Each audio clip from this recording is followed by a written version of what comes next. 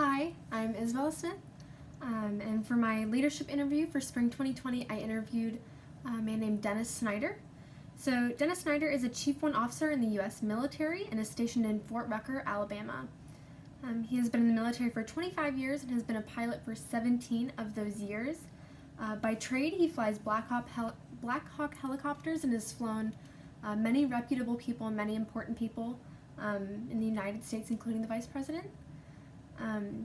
But currently day-to-day he is a unit safety officer and has been that for 2 years. So he enforces safety regulations and makes sure that everyone is doing things safely at Fort Rucker. And yeah, I interviewed him while he was in his office during a work day, and it was very pleasant. I chose Dennis as a person I interview because I have many members in my family who are active duty or retired military, and I've always been curious how the line of leadership works and how the military develops leaders. I wanted to ask him questions like, when did you realize you were a leader? How do you interact with your subordinates? How is it having to switch between leader and subordinate throughout the day or throughout the course of his military career? Is there anyone that helped him become a leader? And how has his leadership style changed? These were things I was just mostly curious about and things I thought would really apply to the course topics that we've learned. So beginning the interview and throughout the interview, it was really hard to initiate since he felt pretty underqualified and like he didn't have enough material. I could tell that Mr. Snyder did not feel qualified enough to be interviewed under such circumstances. But as the interview proceeded, he did become much more comfortable and really enjoyed diving into what made him a leader. I could tell that this is something that people hadn't really asked him about, at least recently. It's something that people kind of keep in the back of their minds and they don't really analyze how they lead and the kind of leadership styles that they have and what they do and how they affect others through their leadership style. So it was difficult to know how deep I could go for the answer or how many examples I could ask because I know that some of his work is classified, but as well as that the military, not that it's secretive, but that it's hard to know what he could tell, and so I didn't want to overstep my boundaries and ask my questions. The best example of this was, it was hard for him to answer questions without them sounding sometimes difficult to hear for certain people, I assume, just because the military is quite strict with a lot of their rules. The best example was when he was in infantry. He was a much more direct leader because, as he explained, in the line of battle, you don't really have time to be supportive or form these relationships that we see in a lot of other leadership circumstances with your subordinates. So during times like this, it's best that people just take orders and do them, no questions asked. And while that sounds super demanding and kind of tough to hear for some people, it's very necessary. And in a high stress situation like that, that is what's most appropriate. That's the most appropriate leadership style. So some key characteristics that we discussed, we talked for a little over 30 minutes, and there were about 3 things that we always came back to when we asked questions.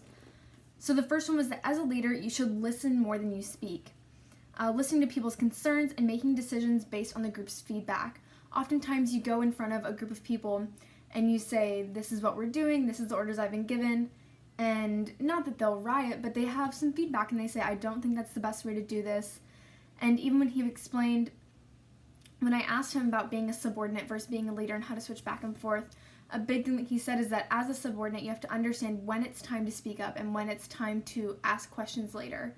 So often you need to take the rules that you've been given, apply them, and then ask later, why was that the best option to make?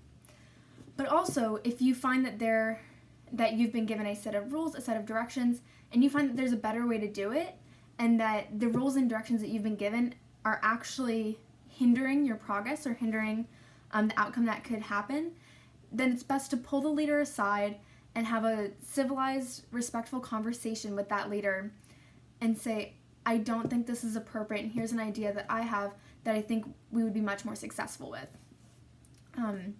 So being a leader, you do need to listen to your subordinates because a lot of times they have a lot of great ideas, and they make decisions based on what you hear. So sometimes if you've been given orders from people that aren't on the ground, they don't know the exact environment that everyone's in. They don't know how everyone's going to respond or what's going to be most effective because they aren't in that situation. But also, sometimes you have to make the decision on the basis of the company, even if people disagree. So that's another thing, that as a leader, you can still listen and you can sympathize and empathize with the people in the room, but you also need them to understand the information that you're receiving and why that's important. The second one was to gain respect, and people will work harder if you have their mutual respect. He said that as a subordinate, that was a big thing that he learned, was how to gain respect from your leader. And so if you are on time, you're punctual, you're completing tasks in the way that they want you to, it is much easier to gain respect, and you gain their trust, and then you can eventually become a leader in a situation. The third one was common courtesy. So this kind of goes with the supportive leadership style of say thank you and give encouragement. It's really important for people to feel heard and people to feel listened to, and so giving them the idea that you're listening and that you understand them is very important. My perception of the individual as a leader after the interview. So somehow learning about Mr. Snyder's past and present roles as a leader and subordinate made him much more approachable. I could tell towards the end of the interview when we concluded that he felt more comfortable. So I asked him if he thought that he had gained something from this experience. I could tell he was kind of proud of everything he had done and hadn't had time to reflect it. So he told me that these questions make you realize how you get to where you are and how you develop your skills and how that those have changed over time, because this isn't something that he gets to reflect on very often. Because of this, I definitely still admire Mr. Snyder very much, and I think I have gained an even greater respect for our U.S. Army soldiers and seeing the type of development skills that they are able to gain through infantry and continuing their career in the military. Some key statements he made during our interview, I highlighted them as we went, and there were three that really stood out to me.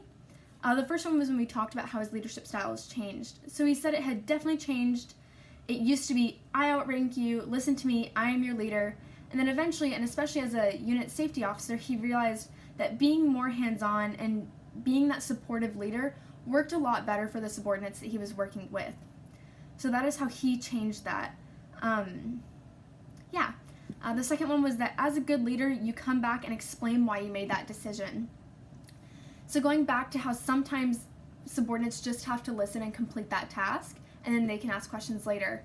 Sometimes you give an order and it needs to be followed, but you can definitely still explain why you made that order. It's important for subordinates to understand why they're doing the tasks that they're doing, and that will give them a great sense of purpose, and it will also help create mutual trust and respect between the subordinate and the leader. And it just helps to have reasons for why things are happening, and not just, this is why, because I told you, I outrank you, just do it, no questions asked.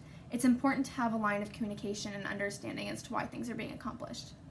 The last one, and one that I really enjoyed, was to be a good leader, you have to understand how to be a follower.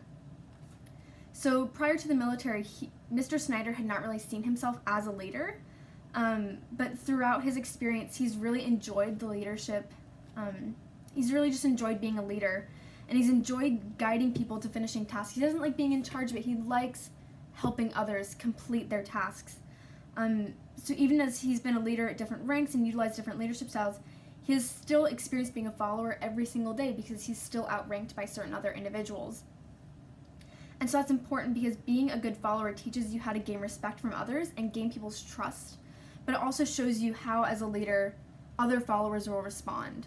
And that's very important to understand that dialogue from both points of view and to be able to really understand how the other person's feeling during that situation.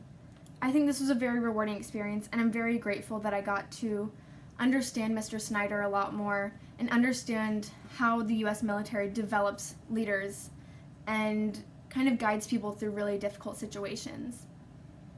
So yeah, I'm very grateful, and I think he's taught me a lot of great things, especially that being a subordinate isn't being below someone, it's being able to communicate with someone in a very productive way.